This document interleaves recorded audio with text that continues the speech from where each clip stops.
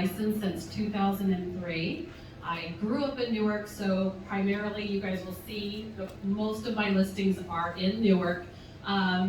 We are a team of 6 agents and 2 admins, and last year we did 85 million, a little over 85 million. We helped out 75 families.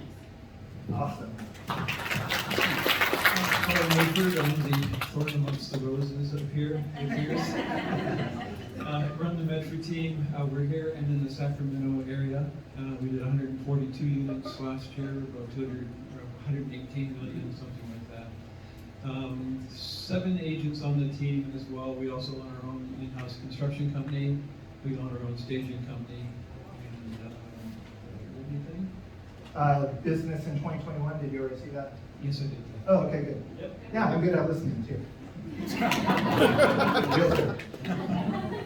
I'm Kaajal, Shahani with Intero, Fremont.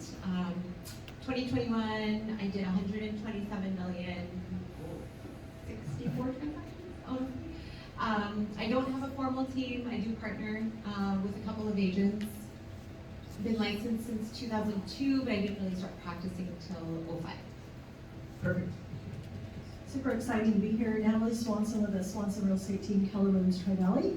Started my career in 2006, which seems like a long time ago now. We have 7 agents, a listing coordinator, a director of operations, and a marketing person. My team is here today. They're fantastic. Last year we did 126 units for 132 million. And we still love what we do. We work predominantly out of Fremont. Awesome. This is it, Jessica. What were the questions? Just kidding. Jessica Manrique with Momentum Realty, broker by Side Inc. Got licensed in 2020, started actively working 2021. Last year I sold 14 million. Not as impressive as these panelists here, but I'm trying to be like them. And 25 sites. And I am a mother of 3 first, realtor second.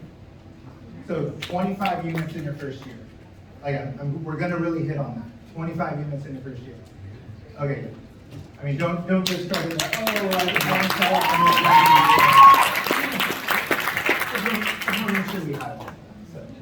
All right, then jumping straight into it, the real softball questions. How many square feet in an acre? Just kidding. Who said it?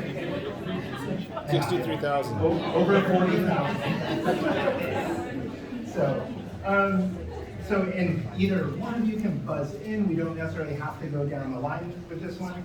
But what's been one thing in your business that you've implemented ever that was basically like the big game changer for you? Like, what's like one big thing that was like, when I did this, everything started to change for me? Super quick, hiring the coach and a rock star assistant. Simple, really simple. Coach it, so leverage and accountability. Coach first. Okay, accountability, then leverage. What does that coach look like for you? I won't say who the coaching company Oh, no, is, that's but it's accountability. They're like my therapist, and they watch over my shoulder and taught me how to build the business. Okay.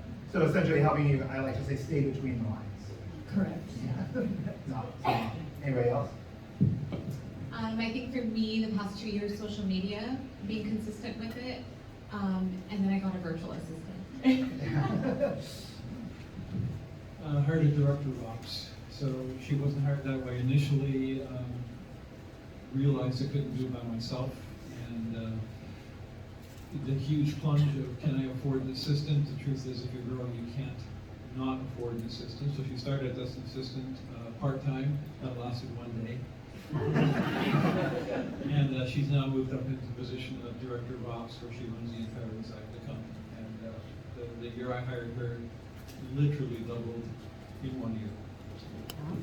Well, and I think something interesting to point out too is that, hope you don't mind me sharing this, I think it's pretty obvious by now, is that Carl's team runs here, but Carl is not here full time anymore, and you can't do it without that leverage, right? Is that he's not, I mean, he's obviously here now, but he's not here full time, and you can't do that until you're able to build out those teams.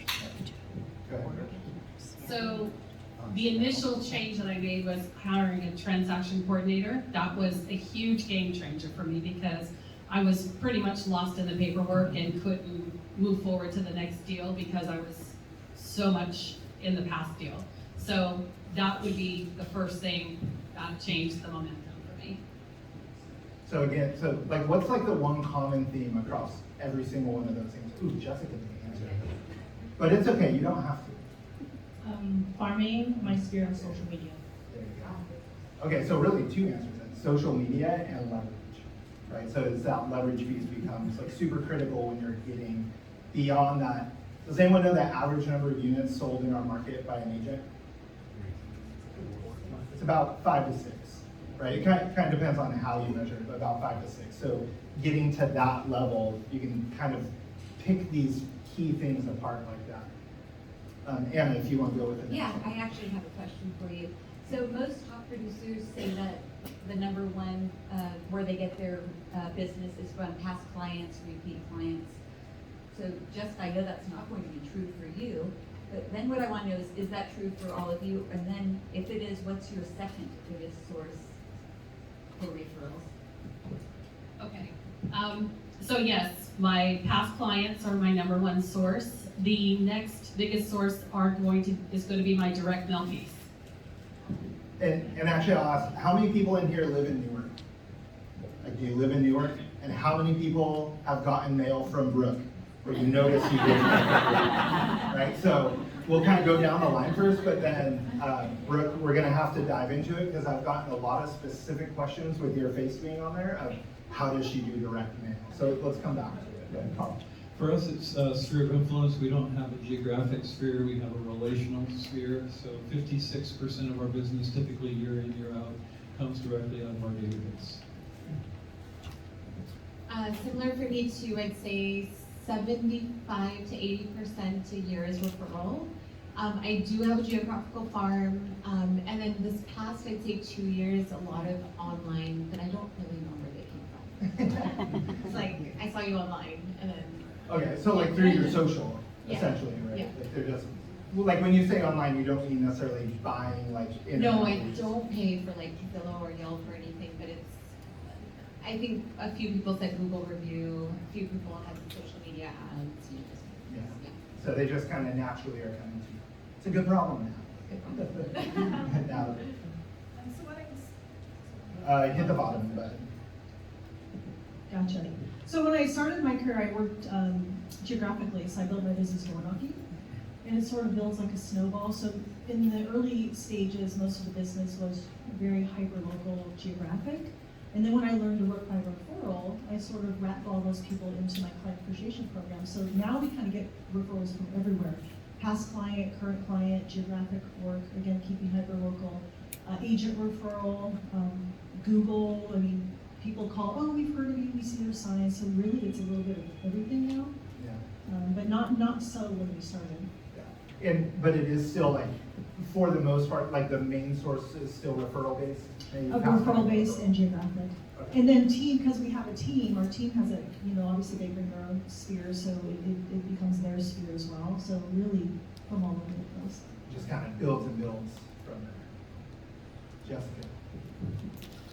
My business comes from, I'll say, 90% a mix of social media with farming. My neighborhood mixed with community events and farming. My social media on my community page where I live in San Lorenzo. So when you talk about social media, like how, like is it just, you're not doing paid necessarily? Oh, no, it's not paid. I'm just posting my stories every day. I know Reels get the views, but I was just talking to another realtor, Jasmine, here, and she's like, well, I post Reels, I get all these views, but I'm like, you're not posting polls, like, are you really engaging with them? Like, you're just posting, but you need to engage to actually make a connection. Hey, you know, I see that you answered this on my story. How did you come across my page? It's always, I'm saying I'm always prospecting on Instagram and Facebook on who's watching my stories and who's adding me daily, and it's just a conversation starter. Oh, how did you follow me? Great, and then just move on from there. I mean, like literally, when we sat down that first day that I met you, when we sat down to kind of go over getting to know you, she had just commented on, like a news company had posted a story about gas prices hitting $10 or whatever up north, and I was like, oh, hey, if you want to sell a house, call me. And? Is she working with you or no? Yeah, so it's KTVU News, I'm sure you guys know them. They posted on their Instagram like a picture of gas prices were $10 somewhere, and I was just being funny because comedy is where you're gonna get people to engage. And so I just said, hey, if you're looking to sell your house and get out of California, reach out to me, just to be stupid. And this lady messaged me and she goes, hey, you know, I'm not actually looking to sell a house, but I'm looking to buy my first house. Do you know of the new program that came out that's helping first-time home buyers? I said, yes, we'd love to connect with you. Got her on a buyer consultation the next week, and she's pre-approved right now. So, yeah. I mean, literally just I love what you said. I'm just being stupid. Like, I'm just messing around. And still it's talking to people, right? It's just talking to enough people and it comes back. So let's pick on Brooke about geographic farming. Mainly, like I said, I got at least 5 different people either message me or emailed me asking me to ask you. Tell me about how all these people know who you are specifically in New York. So when I got into the industry, one of the things that I did was I looked at who was doing the majority of the business and then what were they doing that I could see from a consumer standpoint. And I realized back in 2003 that the people who were getting the majority of the business were the people who at that time were mailing. So I thought, okay, you know, back then we did these little dinky little small postcards. My kids were putting stamps on them. And we sent them out, and then I slowly would start getting the business from it. Fast forward to, you know, starting off with a 1,200, you know, household farm. We now probably mail to about 10,000 a month, or really we're kind of hitting 10,000 each listing that we do in Newark. With that being said, we use EDDM, Every Door Direct. So, you know, you're always going to get those calls of saying, take me off your list. And I tell them, you're not on a list. You just own a home. Yeah, call the post office, see if you can work that out. But basically, it's gotten to the point where just the other day I'm putting my signs out and the guy's yelling at me from the car window saying, hey, you're Brooke. So it's like that. You walk into a listing appointment, they'll sometimes have stacks of your postcards in there because they're kind of following you. So it's kind of a way to let them know what your production is, as well as they're following you, they're watching your success, and then they're making the decision because there's not just one of us mailing. They're making the decision at that point on who they want to work with. So, but we do EDDM and ARTA. I love ARTA in Pleasanton. They are the ones that do my postcards for me, and that seems to be the cheapest way to get my direct mail out. And then what about, are you also door knocking and doing those things as well? No, and I've door knocked and I've gotten a deal. Every time I've gone out and door knocked, I've gotten a deal, but there's something about walking and sweating and, I could use the exercise, but it's just that whenever, it's been successful. So I would tell people that if you don't have the mailing budget, to take a compelling piece, take something that is higher quality with you when you go out. Don't just run something through the copier that can blow away if you set it on someone's porch, but take something that's a nice, thick piece of paper and go out, and you'll definitely have success. Awesome. What about, Natalie, are you gonna say something? You got the tech guy next to you, so you're good. It's because I'm older. Interesting what you said about the geographic work. It's true, door knocking. Some people overthink it. When you realize that you are the item of value, don't overthink what you bring. It's all about connecting and being consistent. Because when people ask, hey, why are you successful? It's consistency, and you could be consistently crappy and still be successful in real estate. How many of you have seen those? They're consistently crappy, yet they're still successful in real estate. So the key is to figure out what you're good at. If you're consistent at it, you will be successful. The issue is most people quit. So that's going to be my aha for this. I'll attach it to social media posts. Is be consistently crappy. This is my new favorite You have my other new favorite quote, which we'll cover later, but that's my next new favorite. Well, I think what she said is be consistent whether you're crappy or good. No, consistently crappy. Like So, does anyone else want to cover a deeper dive into what they're doing, whether it's the farming? Okay. I do want to give I one wanna ask piece of information. Jessica, are you geographically posting? Are you setting a geography on your post, or are you just posting to your on Facebook? Facebook? Yeah. No, I'm on the, No? Oh, man. I guess, I don't know. I'm just only on the San Lorenzo community page. There's 2 pages that one of the local HOA members run. One has 10,000 members and another has 8,000, so I always post on both. And people are starting to recognize me because I'm just posting with a bunch of stuff on there. It's really good if you are not, like say you want to farm Fremont and Fremont does not have a community Facebook page, make one and start posting stuff, because there's always community members on there that are asking, I'm prospecting on there too. Hey, does anyone know of a local painter? Yes, I'm always gonna be the resource of all my vendors, so that, you know, when someone's asking for something else, do you know electrician, plumber, movers? Oh yeah, Jessica Manrique, like she always knows somebody. She's always posting on Facebook, ask her, because you know, when they're doing stuff like that, they're probably renovating, you know, either moving, you know, selling, it could be a renter, whoever. So definitely start a page or join one if you're not on there.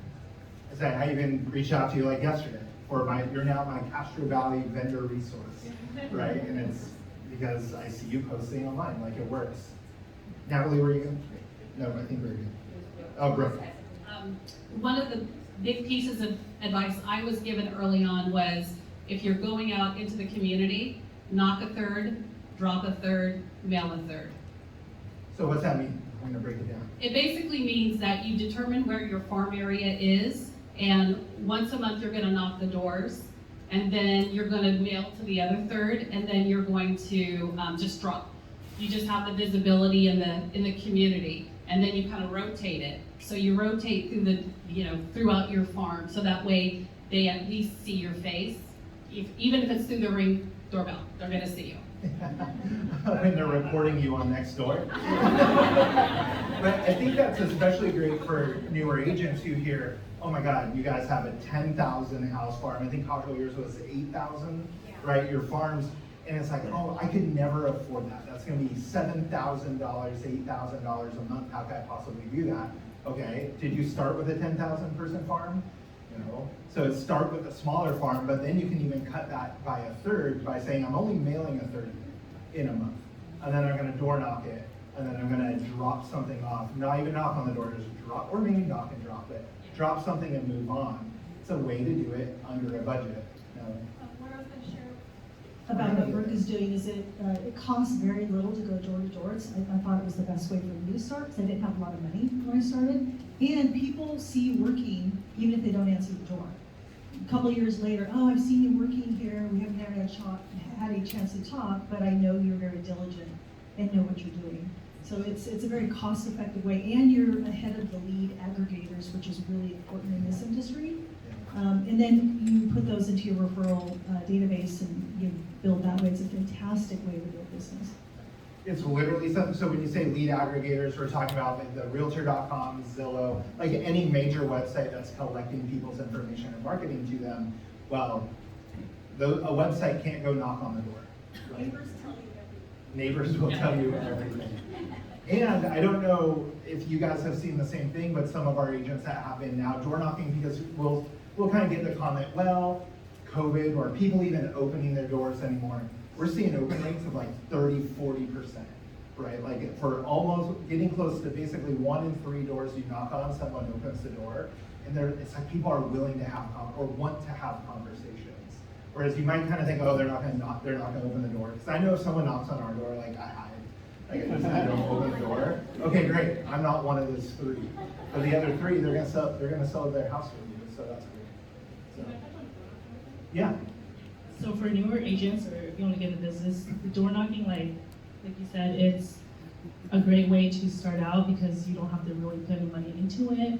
And I love Ring doorbells because your face is there. Like even if you don't speak to someone, be like, hey, it's Jessica, just dropping off a flyer, market update. They see you're out there doing business every day. You're consistent, right? You're door knocking. So if there's a listing that that you take on, or a seller wants to list their home, they're gonna see, oh, she's always out there. Maybe she's trying to get me business. Like she's hustling. Like don't be afraid. Like if someone tells you no, then hey, whatever. Like you just missed out. Like I'm a great agent. You didn't work with me. That's fine. You know, you never know. Like they will think of, they might not necessarily use you, but they might refer you. You just never know. So just get out there, and if they reject you, move on. It's nothing personal. So I was door knocking when I first started because I had no money, literally, and it was great. I loved it. People, you'll be surprised. Like they love to talk to you. Oh, especially some Lorenzo, they really like to talk to you. But just go out there and do it.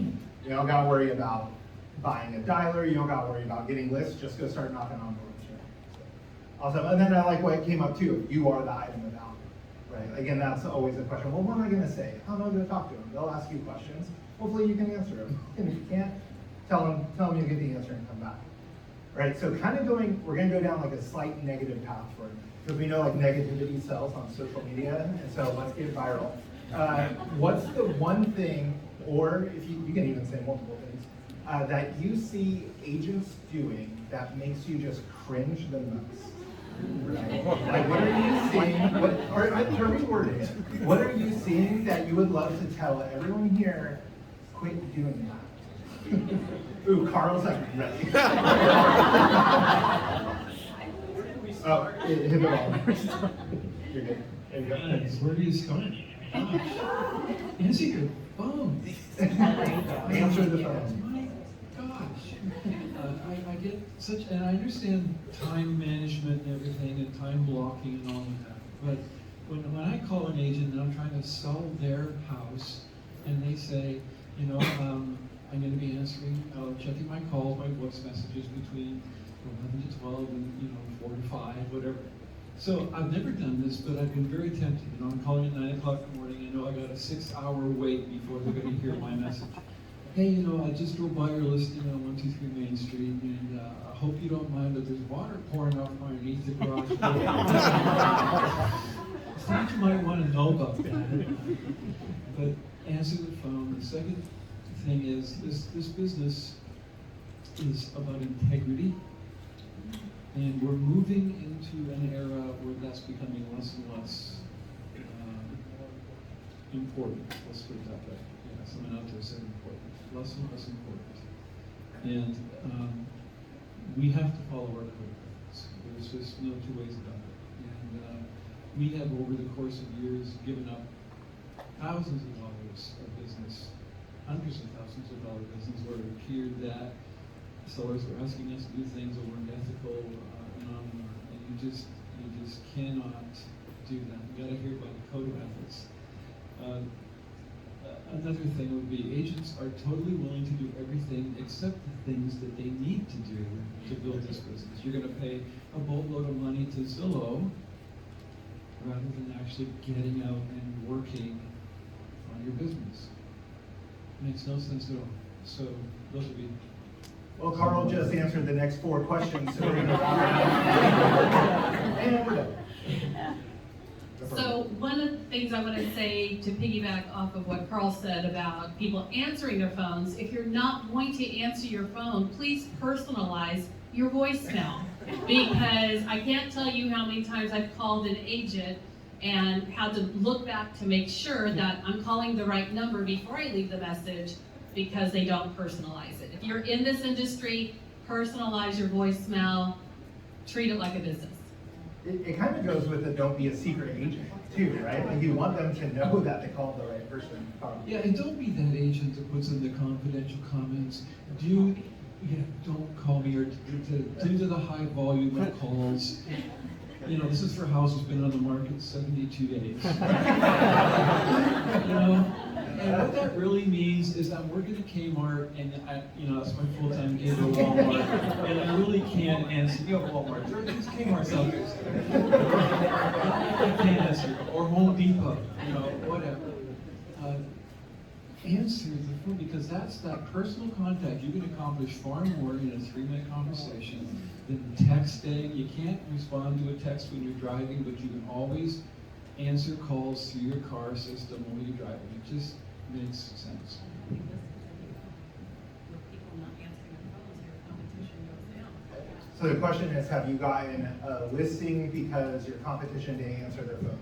Let me tell you a personal story. So my daughter moved to Washington, and I was asked to line up a realtor for her. Now, she's a surgeon, so she was going to buy a nice house.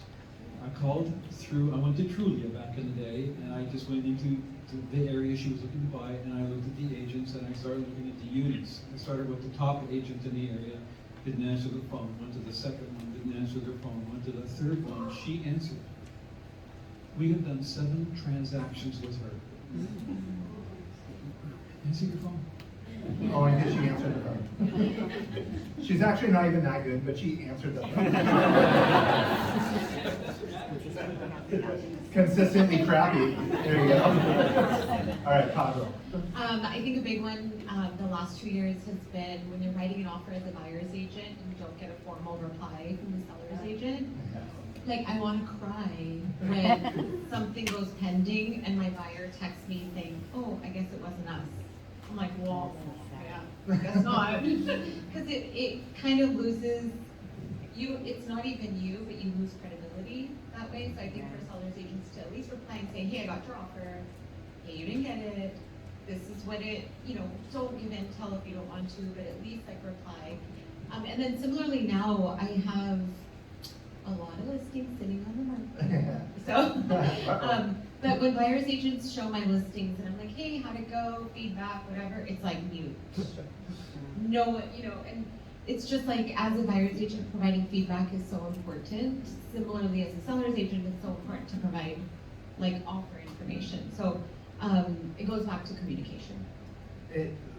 One of my favorite memes was, how do you know it's a shifted market? It's because listing agents suddenly want to know the buyer's feedback, right? So maybe we kind of need to teach each other and get that feedback, have that communication, right? Like these are all, we're talking about $500 million of volume up here saying, please just communicate more, right? Like that might be a telling sign. Yeah. I just wanted to remind people it's a cooperative industry. Sometimes you might run into agents no matter what side you're working on and they think they have to one-up somebody. That's not how it works. So if you want to be in the business and have longevity and have a good business, I think it's working cooperatively. And then stand firm when you need to, but again, you never want to burn bridges because you never know when they're going to come back. Just remember that. And then the other is from a listing agent perspective. The thing that upsets me the most is when I see people's listings on market. And just the other day, I won't tell you where it was, but photos were upside down. I'm not joking. And I thought, oh, it's just an accident. 7 days later, they're still upside down. They took them themselves, obviously. And when someone's selling their highest priced asset potentially in their life, just remember this is a representation of your business. And so anytime you have a listing, you're wanting to grow your business and sell their home fast, so that the neighbors will see, oh, they do a great job, but never cut corners on your own business because it reflects you more than you know. And if you need a photographer, look, we have a sponsor. Mine would be what's, you said, what?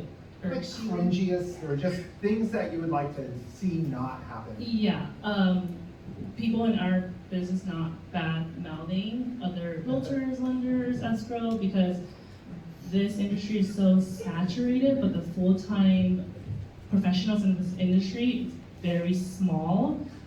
So, I had a lender tell me that she was door knocking.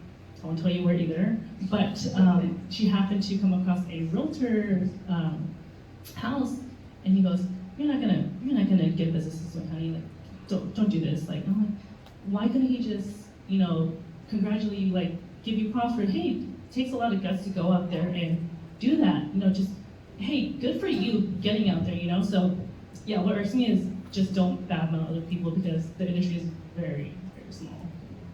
but big. It's small but big. Like how everyone in here kind of knows each other, even though we're pretty spread out as far as going out to Livermore, Pleasanton, up to Castro Valley, Oakland. It's everyone knows each other. One more. Please read the confidential. Check the MLS. You know, every listing that our team does shows up in my name. And we have to start the confidential comments with please do not call Carl, because Carl lives in Washington, right? Carl hasn't been in that listing. Carl knows not a lot about it, to be honest with you. So, and we put the instructions in there to help the buyer agents succeed. It's all there, everything you need to do, all you have to do is read. All right, I think I took us negative enough, Anna. You want to bring this back Let's up? just go down the hole a little bit. Okay, let's keep if you don't going. mind. So, the market's changed, really? A little bit, maybe. This is a two-part question. What have you done to adapt to the changing market? And what are you planning to do to adapt to the changing market? Natalie. So I wrote these questions, and maybe they're not all great. So I'm going to rephrase what I wrote for you, if that works. Or let's preface this with, has the market changed, call it since April? Like, what changes have you seen, and what are you doing to adapt to those changes? Absolutely, the market's changed, I want to say drastically, but drastically. Quite a bit. From 135 people a day in an open house to 30, 35 at the invasion, and then after the invasion, it was 0 to 12. Approximately. I think prices are down at least 15%. That's in general. We'd love to hear what these guys say, what you guys think. What we've done is we're actually taking a look at our operational job descriptions.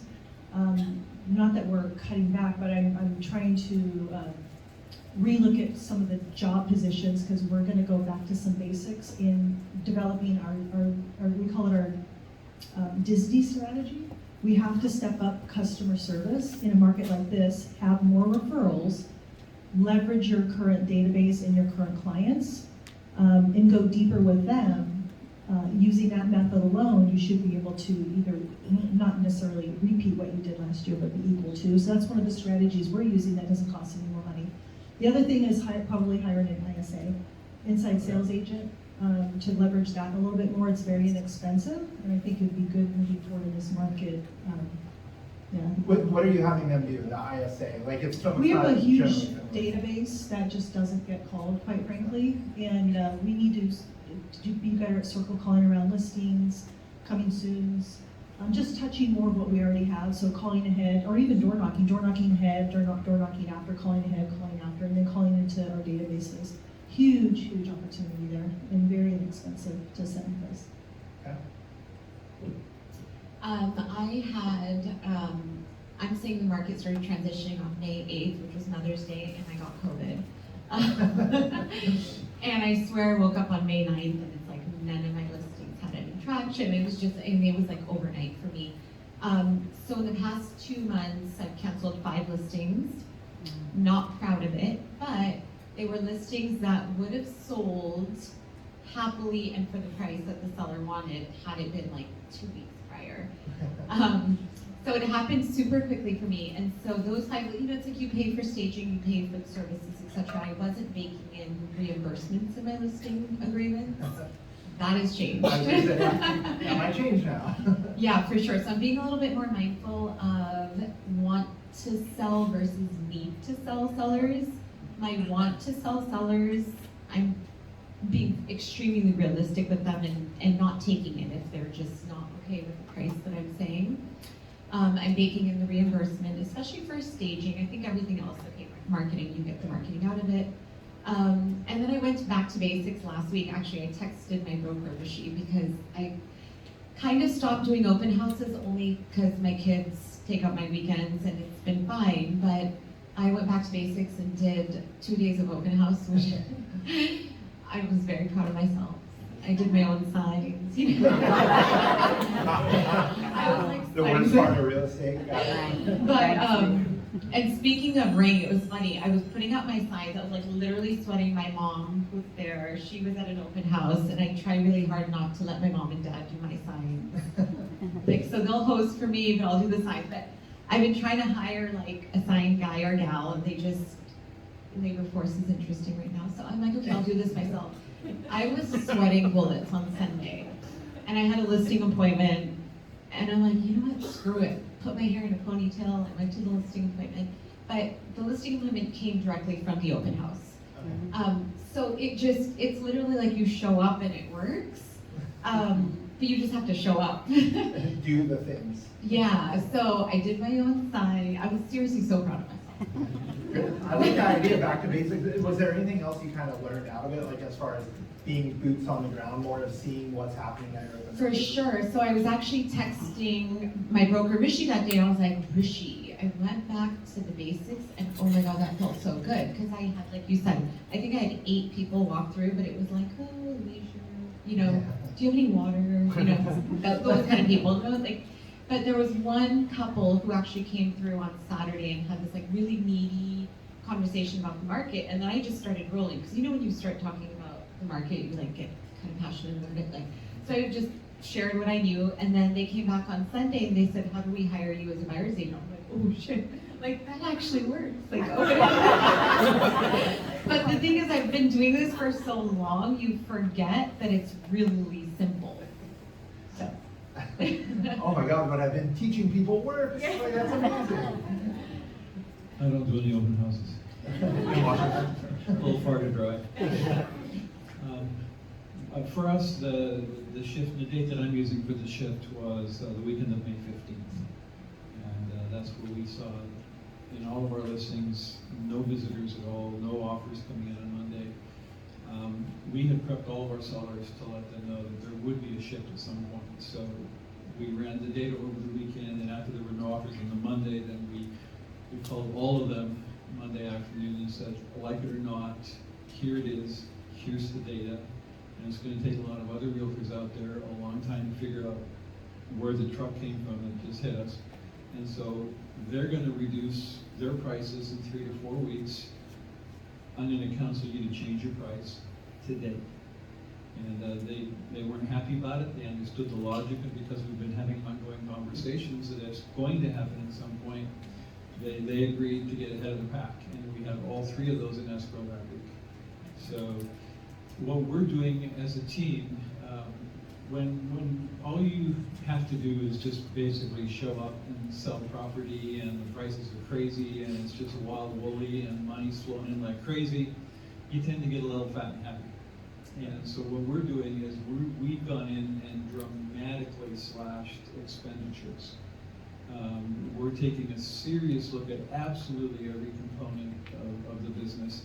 And if it's absolutely non-essential, then we're slicing it out for now. We anticipate probably a drop in about 30% in what we're going to see in terms of listings coming up over the next 6 months.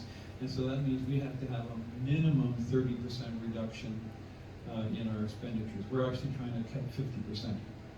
Because we want to have a cash reserve going forward so that we can respond to what's happening in the market. You cannot spend your way out of a recession, okay? You have to increase your revenue. And the only way you're going to increase revenue is to do more lead gen. And the way you're going to have to start prioritizing lead gen is go after the cheaper forms of lead gen first.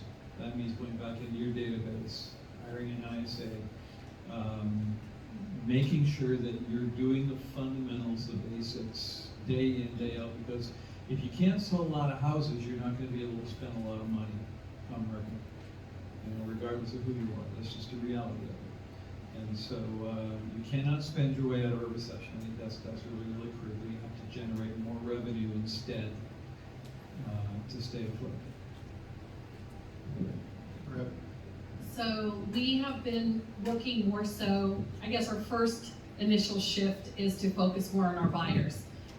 All those buyers who said they were waiting for this to happen, well, guess what? It's happening. So come on, let's go. So we're educating our buyers. We're letting them, talking to them about interest rates, talking to them. We haven't had a market in a while where we've actually had to negotiate. It's pretty much the buyers have been pretty much pushing the prices up. We're just throwing them on the market. So we're talking to our clients about what can be negotiated now and how we can make this work for them. Besides that, we're also, I think you kind of touched on it a little bit, we are educating our sellers.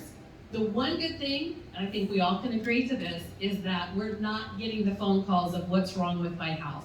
Because everyone is watching the news, everyone knows what's going on with interest rates. So it's just a matter of how can we position your house to be more attractive than the listing down the street. So that's one less stress that we have to deal with this time around, because we all know, right, Carl?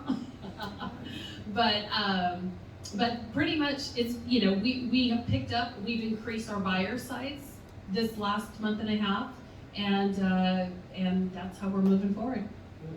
A common thread through those three too is expectation management with the clients, right? And Kaajal, that was something you said on the phone when we had talked before about saying, like even with those sellers, the 4 or 5 sellers that you had right away that they were gonna end up canceling, it was like, okay, well, let's have a real conversation about this. The price you wanted before likely isn't going to come up anytime soon. So great, cancel, get out, be done. Right? Instead of dragging them along and saying, oh, it'll be okay. Maybe we'll get it. Maybe we'll lower the price. They didn't want to. Some at least ended up renting it out, right? So it's kind of like their motivation changed, and that's an expectation management conversation. One of the things that happens when you hit a market like this, first thing, if you have not read Gary Keller's book, Shift, go out and buy it and read it tomorrow. I'm serious, because it's SHIFT. It's the #1 book out there on exactly what we're through right this minute, and it'll help you position and make some wise choices going forward. So Shift by Gary Keller. The more you can educate yourself on what's actually underneath the market, the more you're going to be able to help convince your buyers and sellers what's going on. So just for these buyers to say, well, hey, we're just going to pull out, we're just going to wait till interest rates go back down again. They're not going back down. Okay, and so you have to know why. Okay, why do we have 2.75% interest rates? We had it because first of all, we had something called an economic crash back in 2009, 10, and 11. Okay, and the Fed stimulated the economy. Banks were willing to offer ridiculously low interest rates to help get rid of that backlog of foreclosures. Remember that? Okay? A lot of millennials don't. Okay? Foreclosure.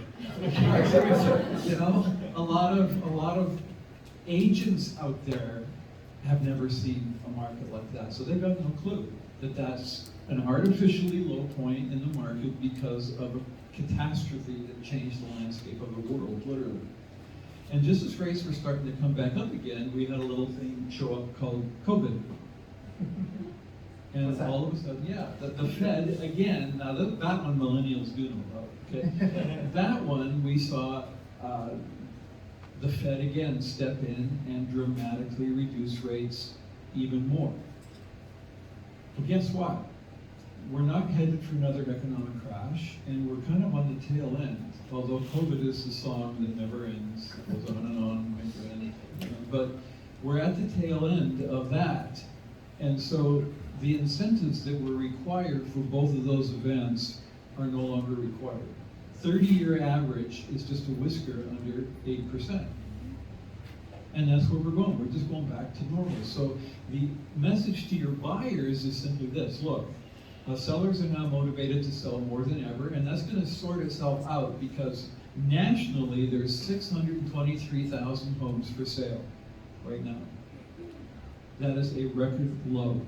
Even with the increase in inventory right now, 623,000 homes nationally, there's still over 1 million active buyers out there. So at some point, Buyers are gonna figure out, okay, I guess these new rates are here to stay. And then they're gonna start re-engaging in the market, and we're gonna start seeing homes start to sell again, because buyers still need to buy. Does that make sense?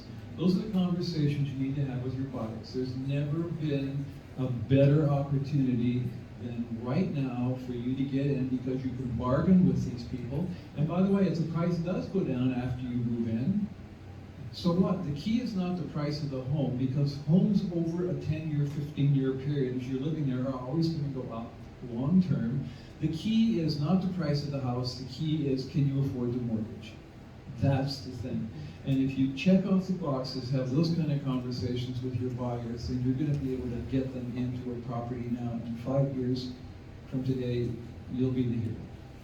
And to kind of, again, plug one of our sponsors, so going back to Anna, when you talk about, she's surprising, when you talk about, knowing those numbers, understanding the economy and what's actually happening with that, if you don't really understand a lot of that, get with Anna about, her social media posts, the email newsletter that goes out.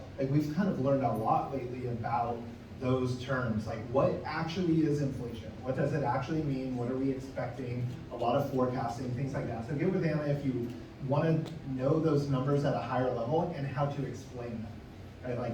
I have some family members that they'll say, oh, well, interest rates are going up, so your job's screwed. And it's yeah, okay, but you ask one question deeper and they can't do it. So you should be able to explain those things at a deeper level. And we like to call it, be the economist of choice.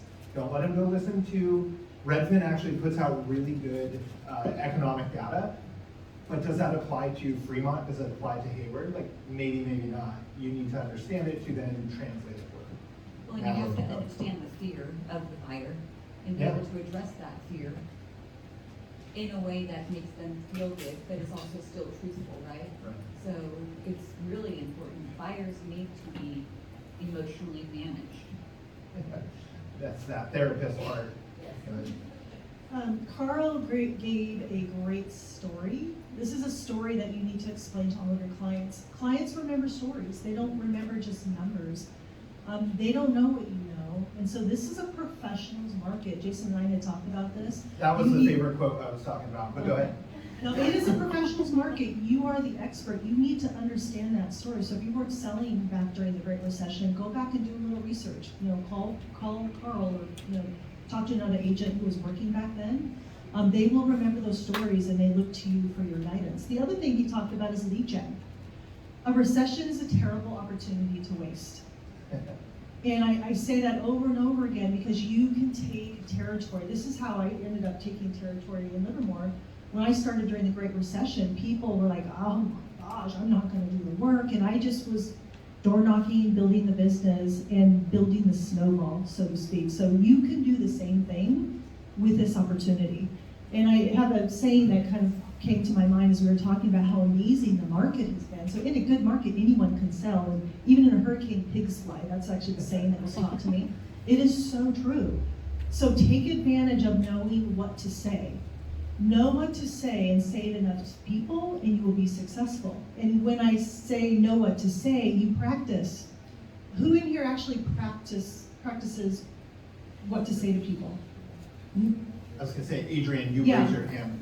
So whether you have a script, and I hate to say script, it's really conversation practice, knowing how to be effective, because you don't want to practice and lose $20,000, $30,000, $40,000, when if you just showed up to a class that someone was putting on, to do that ahead of time, you could take advantage and make more money. So learn what to say, do more lead gen, be more effective, make more money. Tom Ferry talks about, fine, have the conversation with your cat. At least you're having a conversation with somebody, right? The cat, maybe not giving you good feedback, they just want you alone. Jessica, I felt like maybe you want to say something? Oh, yeah, just quickly. I know you guys touch a lot on the listing side on a shifting market. I can touch on the buyer side. There's nothing that prospecting can't solve in any market. So just double what you do now. If you door knock, 20 hours a week or whatever, twice a week, double that 4 times a week. If you host open house only on the weekends, do it during the week. Like I was asking Jason when he first started, he also sold 25 homes, right? 26. 26. But it's okay. So I was like, well, how did you do it in Sacramento? And he said, I hosted open house Monday to Thursday, Saturday, Sunday.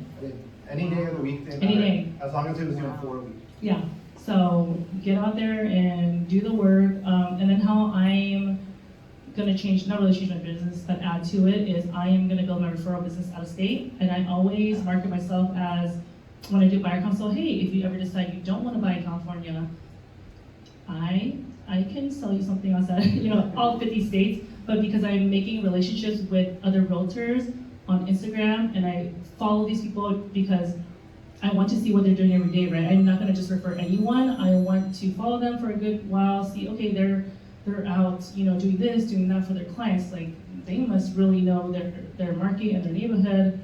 So now people are coming to me like, hey, do you know someone? Like, I just had a lead right now while I was in there. Hey, I know you know a lot of people in other areas and you invest out of state. Do you have a realtor for my friend who's looking to buy in Ohio? I was like, yes, I do. I don't really, but I'm part of an investing group. A lot of my friends, they invest out of state, so I'm gonna find someone that's good and of course interview them before I refer them.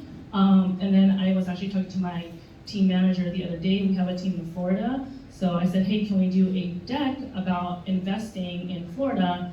I'm gonna post on Instagram if you're interested in learning how to invest or buy another home there, or buy your first home if you want to relocate. Get those leads, and I'm gonna get a referral fee, so it's money. So I'll take referral fees. Exactly. I like it. So build your referral business. Can I share one thing about referral business? Yeah. Newer agents sometimes want to chase business, but just think of this. I actually had a client who needed to sell in Palo Alto, and there's no way I was going to do it, so I referred it to an agent, and then got paid like $19,000 an hour. So wouldn't you rather get paid $19,000 an hour than actually try to service a listing in Palo Alto that you really have no business servicing? So think bigger. As a new agent, build your database even before you have the business, so do the work ahead so you can make more money. And like, if we wanted to go back to that negative pet peeve one that we we're talking about, if you're going to Sacramento and you don't know Sacramento, please refer it. Like, it's a different market. I've seen Bay Area agents get burned up there because they don't understand. And literally just this morning, one of our agents called because there's a Sacramento agent listed something down here and it's about to go really, really wrong for them because they didn't understand us doing disclosures ahead of time. And just as a random funny side story, he's been an agent for 5 years. He has no idea. He's never had an investigation contingency before, and he's not sure how to use it to get out of the deal. And so, if you think we're in a possibly shifting market, there you go. Shameless plug, refer Sacramento to us. We do. I went to Sac State, so I know you're good. There you go. You got 2 referral partners. Kaajal, do you have something, or you just hold it? Holding the mic. All right, we'll do kind of one more broad question, then we can start to open it up. So someone come up with some sort of half-decent question and we'll use it. This is a little bit along the lines of what we had said before, but like, what was the most important step in you building your business? As in like your journey. So like someone might say, if they're a new agent and they want to become like a power solo agent or individual agent, or they're already a good producing individual agent and they want to grow a team. You guys all have different experiences. What was kind of the thing for you that helped you kind of go to that next level? It might mirror the question before, so make up something new for me. I think for me, because I don't have a formal team, I think reaching out for help with kind of matching personalities of the client, and like, for example, like my mom and I will work with a totally different personality type than like me and my other partners, for example. Yeah. So making sure that the client and whoever you're working with just make sense together. I think that was a big one for me. And I had my first kid in 2010, and then I was pregnant with twins in 2013. I went into labor at an open house. I was 7 months pregnant, true story. It was on Black Mountain Circle in Niles, but anyways. Like 92 degrees, super hot. But I ended up at the hospital and I had it was 2013, I had transactions pending, I had an offered date. I don't even know I had an offered date back in 2013, but I did. So I called my broker, Shahani, and said, I don't know what to do. Like, here are the phone numbers, here are my listings, here are my buyers. I'm just gonna tell them to call you, just help me out. And so I think that was the big, like 2013 onwards, I realized I needed backup as a parent, because you can't always be available. And that was a huge changing thing for my business, so I referred way more business. So it was somebody that I didn't want to work with, I would refer it out. Or somebody I felt like I needed help with. I stopped working Saturdays totally, which was super uncomfortable. So I only work Sundays, and I don't do evenings. So I feel like a buyer or a seller really, really needs that time. I'll make sure I have a partner on with me. And that totally changed my business model completely, but it wasn't planned, it was just out of necessity, really. But I highly recommend it. Carl, Natalie, Brooke, Jessica, anybody? Fooled you. It's leverage. More leverage. More leverage, yeah. We started out by building a very large database, and I just have to confess that I cheated. Because I was a senior pastor of a large congregation here in the East Bay for 19 years, and when you married people, buried them, and counseled with their family and stuff, and then just write a letter to them after you retire from full-time ministry and say, well, by the way, if you know anybody who wants to buy or sell a house, the trust factor's already there. So I was able to start with a huge database. And I did 26 my first year as well. So, while running a construction company full-time during the day. Yeah, that's on you. And I finally sold the construction company to the crew because there's just no way I could do both. But it was taking that database and just working that. Again, didn't have a lot of money. If you check senior pastor salaries lately, they're not that great. So didn't have a lot of money for marketing. It was just relational based. And then when the opportunity came to hire some very critical people, we went ahead. You always lead with leverage. You put down the railroad tracks before you buy a train. You pay, you hire the admin staff before you can afford them. That makes sense? If you hire the right people, they're going to reimburse you way over and above what you're paying them in a very short period of time. It's like people are always afraid, like, oh, well, I need to stack up 1 year of their salary, right? Once I have 1 year of their salary, then I'll hire them. It's like, they should be able to start paying you back within 90 days if you do things, if you hire the right person and have a plan for them. Yes, it's 90 days. Yeah, 90 days. And you just tell them right up front, you're on a 3-month trial period, and all you need to do is save up for that 90 days, and to have that in the bank ahead of time, and you'll know within a week. Yeah.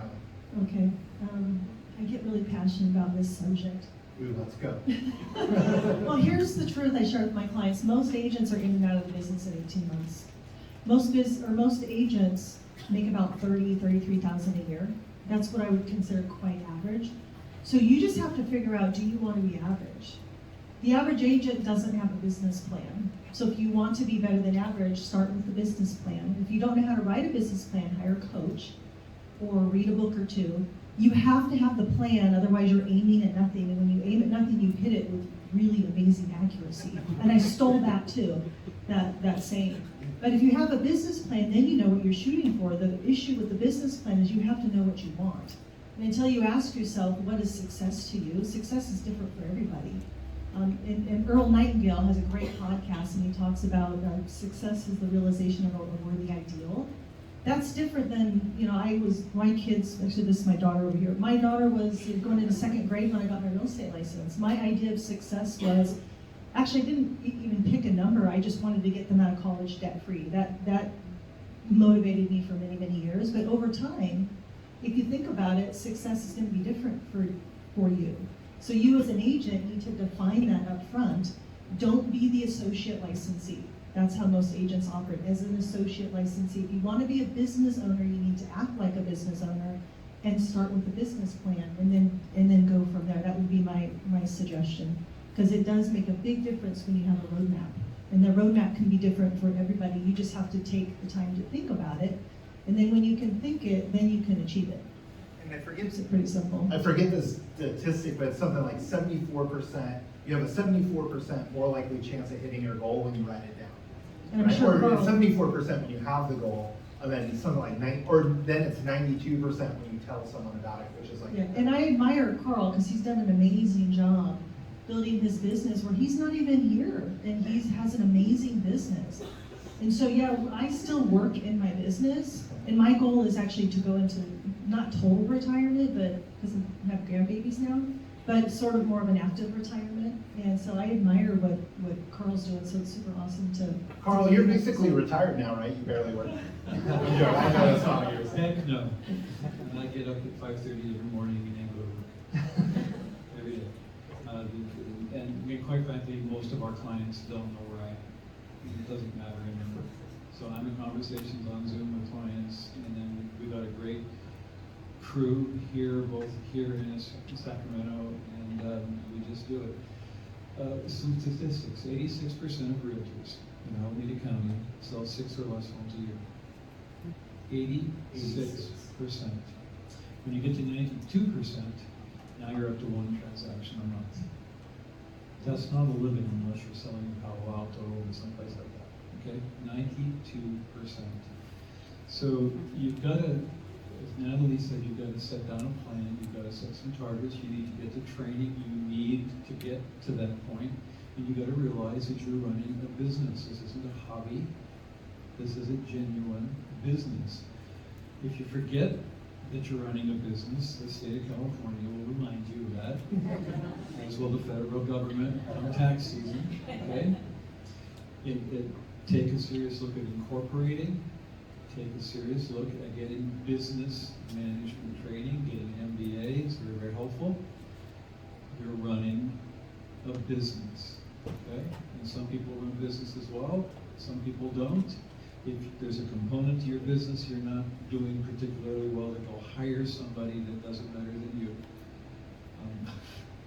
My goal in life, no matter what I've done, is to go out and hire people more intelligent than me, and then let them do it. It works. Did a good job of hiring people more intelligent than you. Good job. The question was, I forgot it too. Just about the biggest step in your business, like of getting to that next phase in your journey. What was that biggest step? Or at this point, you could really just say anything you want. So when I made the move over to Coldwell Banker in 2011, I got set up in a nice little cubicle in the middle of the room.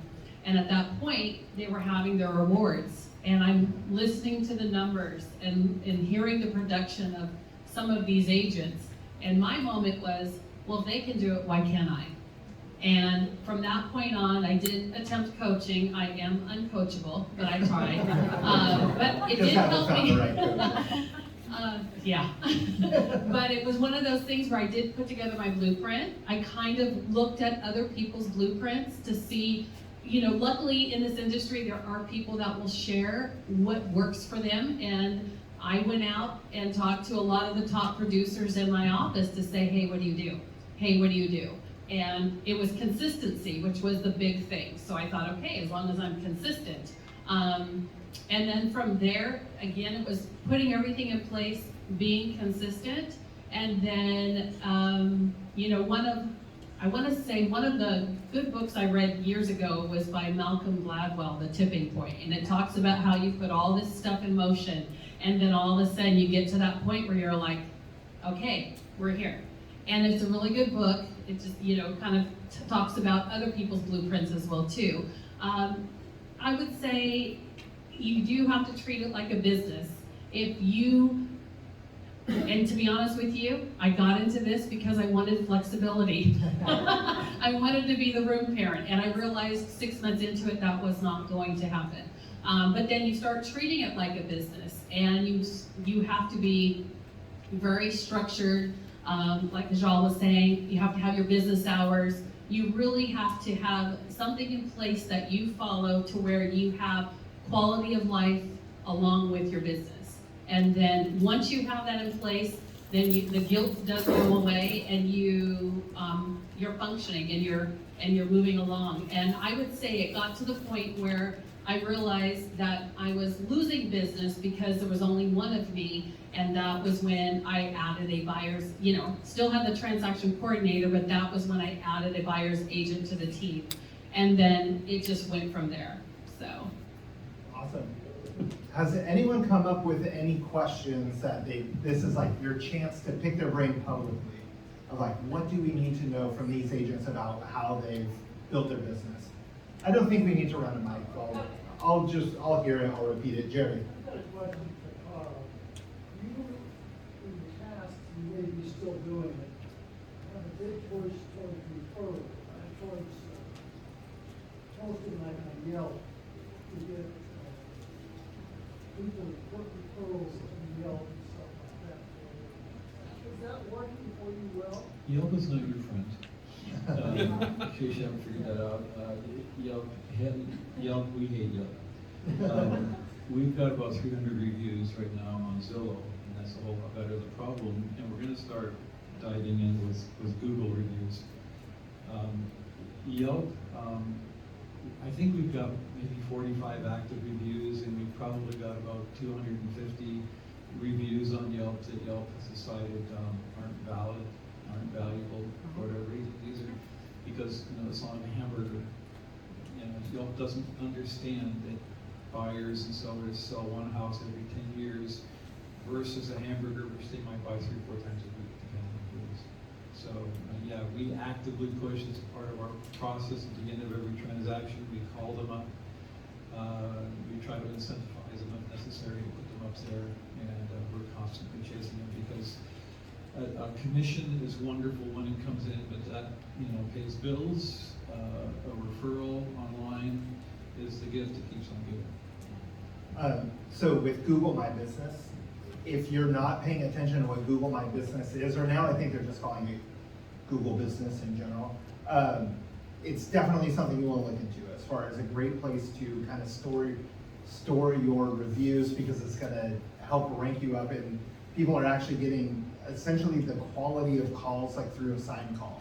Whereas I've already researched you, I looked you up on Google, I looked through your couple of things on there, and I'm calling you, come list my home.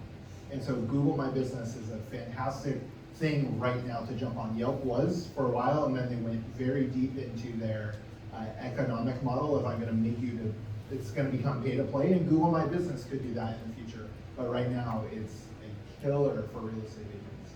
The reason I bring it up, I doubt many agents are actually pursuing that. You doubt they're like even collecting reviews or asking for the reviews. Carl has really done a phenomenal job of that. So, part of reviews in your business. Well, it's kind of like you did the work, like get the review, right? It's the easiest thing. How many people on the bottom of their email signature, the best thing I could receive is a referral. Well, what's even easier than that? At least give me a review. I'll give someone. Yeah. Well, Jerry's talking about a Google business page, but there's a lot of real estate agents that haven't even done the basics of having a website that has their email and phone number. You don't know how much time I spend trying to track down a real estate agent. And I'm literally going, why is it so hard to get their email? I just don't understand this. I want to talk to them about this transaction. So we have to start at the basics of let's make sure we have a proper online presence. And then yes, a Google business page should be essential to all of you. We're in the tech capital of the world, and you'd be surprised how many of you don't have websites, because I watch you all. So, any other questions out there for the panel? In the back. Quick question, what's the #1 tool you guys use to leverage your business? Whether it's like an app, a website, anything like that? The #1 tool, I'm gonna add or resource. Yeah. But yeah, like what's the #1 thing that has been kind of a great tool for you in your business? Okay, so Rivety CRM. Rivety CRM is way more than CRM. But take a look at it. It's designed by Ben Kinney, who now runs the largest real estate team in the world. And he put in there things that he knew would work and helped him get to where he is versus some of the other CRMs that are out there. But CRM that actually works is an amazing thing.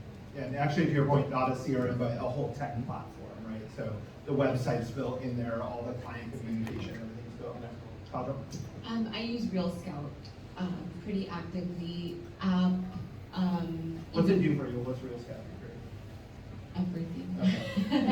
I use it for everything, honestly. And then I really like especially right now where the market is transitioning, where you can test the market with listings and the price, and there's a lot of data in there that you can show your sellers.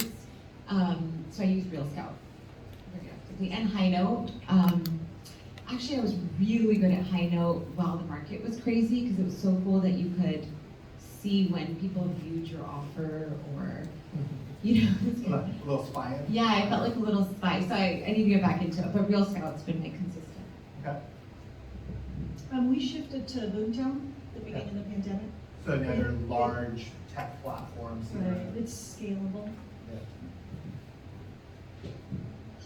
Jessica's like Instagram. CRM, I mean, we use Follow Up Boss, but my team manager's still here. Oh, okay, good. I don't use it. Because it's really, you can, anyone can, they always ask the question like, what's the best system? It's whatever you use. Like, you know, it's, they could tell you what they use, but are you gonna really implement it? Are you gonna use it? Is it user friendly to you? I graduated college and I worked in retail in North Shore for 7 years. I didn't come from the tech world. I had 2 years maternity leave, and then I got into real estate. I didn't even know how to use Google Calendar. Like, so I'm not tech savvy in that sense. Like, it's very overwhelming for me. So no, I don't use a CRM. My CRM is my Instagram DMs. And I'm sure I could double or triple my business if I actually put everything, but I have everything in my mind. I should probably do like a brain dump and write everything on paper. That's that leverage piece we were talking about, but that's cool. I need to do that. But yeah, Okay. yeah. But our team uses Follow Up Boss. And you had a good point there. It's whatever you're actually going to use, right? And I could argue that, okay, well, going a step into a CRM or something like that, it's a little bit easier to automate some of the notifications to remind me to talk to my people 4 times a year, or whatever plan you're going to use. But yeah, if you're using something, keep using it. And that was a great question.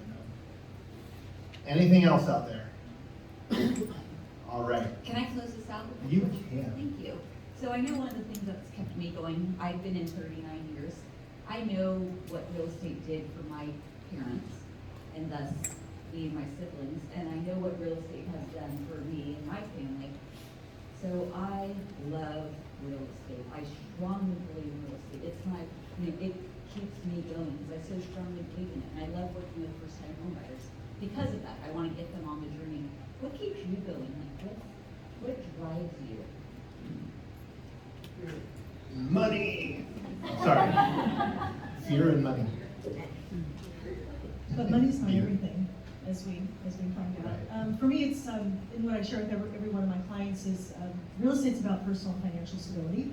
Having come from a divorced parents, got to stay in a house till I was 18, brought me a lot of stability. And then when I became an adult and was in real estate, I realized this is a number you should know. The average net worth of a homeowner versus that of a renter at retirement is 45 times. Incredible number. So it gives you personal financial stability. That gives me a lot of passion in what I do. And my kids are upset with me, or were upset years ago, because I would give them the Rich Dad Poor Dad book when they were 12 and they didn't read it. But both of them bought homes when they were 20-something, young 20s. They're both homeowners, and you know, have been fortunate to take advantage of the fact that we understand real estate. It's really important. Awesome. What keeps me going is seeing my mom struggle. She was immigrant from China, single mom of 2, always working, like, I don't know, 16-hour days, still does that. So what keeps me going is, you know, I have 3 kids of my own. I don't want to be my mom. I want to have that financial freedom to be able to spend time with them. So this is just a stepping stone for me to, you know, use my escrows and invest, so later on I can enjoy time with my family, because that's really what it's about. Like Natalie said, it's not about money, right? So, you know, the celebrities, they're not all that either. So all the gurus. yeah, so that's what keeps me going. Awesome. I think it's changed over the years. When I first started, I had like no responsibility, right? Like no kids, no mortgage, all that fun stuff. So I genuinely enjoyed real estate. I genuinely enjoyed meeting people. I genuinely enjoyed my flexibility. But now 19 years later, 3 kids, and what keeps me going is the fact that I keep working and keep doing what I'm doing without taking time out of my kids' life, my family life. I am super prideful that I don't ever miss a soccer game or a dance recital or anything, and I actually don't feel guilty about it. Because whatever you put in is whatever you get, and so some months I don't put in a whole lot, and it's okay because I can't really blame anybody. So that's what keeps me going in the business, and I think financial freedom.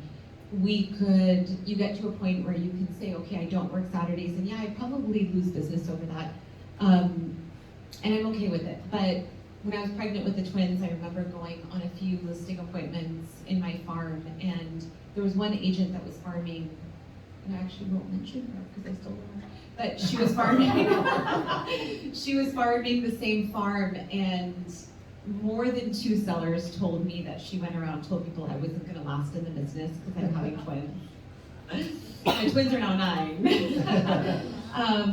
It didn't work. You fell. Yeah, but it's, it's one of those businesses there can be a lot of negativity, but it's how you channel that, and how you move forward with it is what I love, because no one's telling you have to do this, you have to do this. You kind of do what you. It's like so what you can. customizable to what you want, right? I mean, look at the 5 people in the different businesses. It's all wildly different. Carl. Our team mission is You lost it there. to provide unparalleled real estate experiences, transforming clients into raving fans who partner with us in providing fresh starts locally and globally. We gave over $100,000 last year to organizations that provide fresh starts for individuals.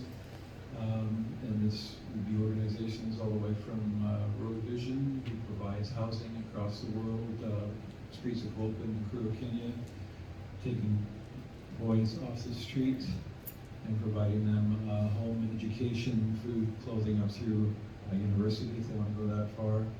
Bay Area Rescue Mission, Shepherd's Gate, Livermore. So what keeps me going is family, my children, my husband. Basically, if you're getting into this for the money, you'll realize eventually that's not going to sustain. You're getting into this because you like what you do. Every morning I get up, I have to work, and I'm maybe 30 minutes behind you, Carl, 6 o'clock.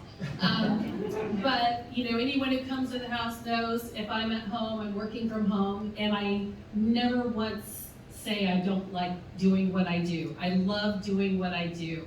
And what really keeps me going is a possibility of passing this legacy on to my kids. There you go. Intent. Awesome. Well, we are literally right at 3:29, which is, if you're one of the agents in my office, it's shocking that we're not going 20, 30 minutes over. So we put all the panelists' contact info in the little brochure if you need one, because you crumpled your stuff like mine. You can grab one on the way out. But feel free to reach out to them. I didn't ask them if you could do that. But go ahead and reach out to them and ask questions. And then also, we're thinking we'll probably do another one of these, probably I'm thinking 4th quarter, maybe in October. If you have an agent that you want to learn from and you don't want to tell them you want to learn from them, reach out to me and I'll do the same thing. I'll call them and be like, oh, hey, you were really requested. And we'll put another one of these together. We basically maxed out this room, so hopefully next time